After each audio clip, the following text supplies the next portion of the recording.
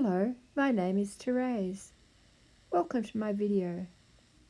Today I'm showing you how to use filters on iMovie on an iPad. This is for anyone starting out using iMovie and trying to teach yourself how to use it.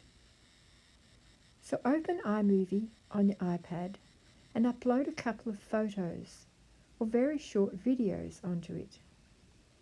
If you don't know how to do that, let me know and I can make a video about this too. You can see while I've been talking the changes that can happen when you apply a filter to a video. At the bottom centre of the screen you can see a set of scissors on the centre left, then a capital T for titles, and next some swirly circles and filters written underneath them. Tap on your photo or video you want to change in the thread of your screenshots along the bottom of the screen, and a yellow box will come up around it. You are now working on that part of your video. Whatever change you make to the filter will affect only this part of the video. Tap on the filters on the right.